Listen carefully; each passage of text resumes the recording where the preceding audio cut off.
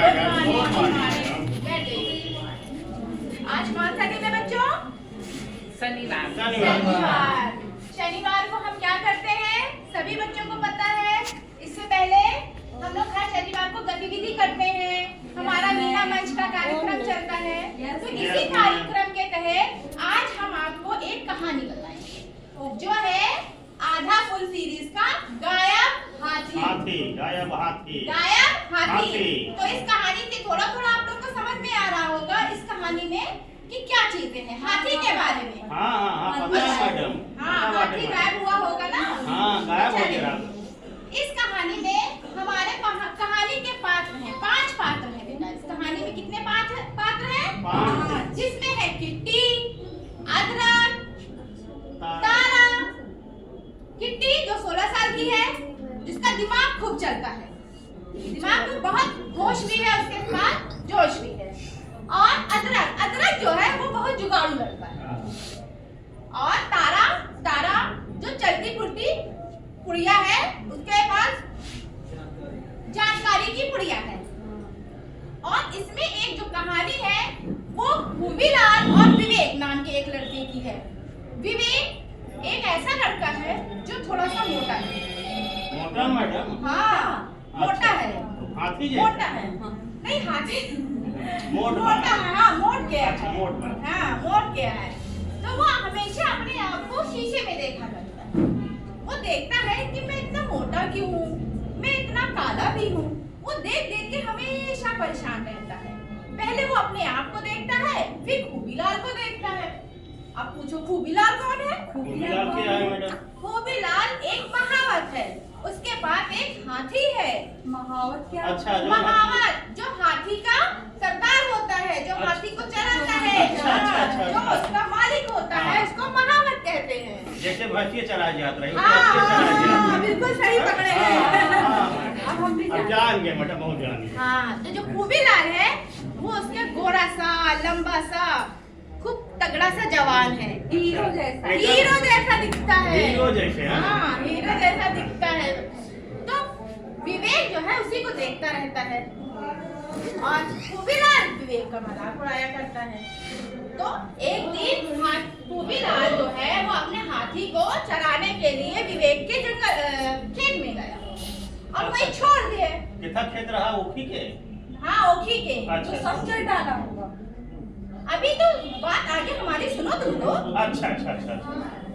चराने गया और कहता है ए विवेक नहीं कहता ए हाथी, मेरे हाथी को देखना जरा। सारा खेत तुम्हारा चढ़ डालेगा।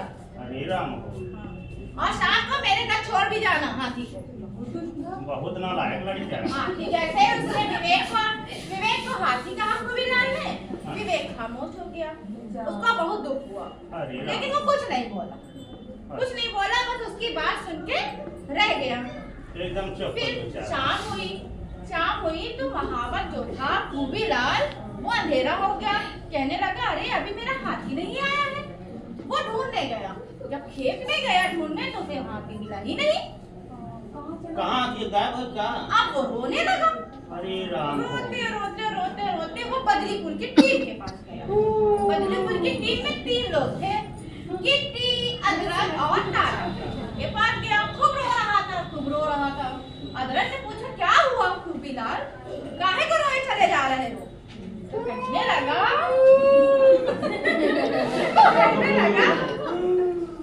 कि मेरा हाथी नहीं मिल रहा है। मेरा हाथी कहाँ गया तुम्हारा हाथी? कहते हैं कि हमने हाथी के खेत में चरने भेज दिया था। अपने हाथी को हाथी के खेत में चरने भेज दिया था। कहते हाथी? कहते अरे वो मोटा सा लड़का है ना, उसको हम हाथी कहते हैं। अच्छा। कितने मना किया ऐसे किसी को नहीं कहते, ऐसे कहना बुरी बात होती है। तो तारा की समझ में बात आ गई। उसने कहा मुझे पता है तुम्हारा हाथी कहाँ है। कहाँ है मेरा हाथी? कहने लगे कि विवेक के पास है तुम्हारा हाथी। अच्छा, विवेक को आग लगेगा।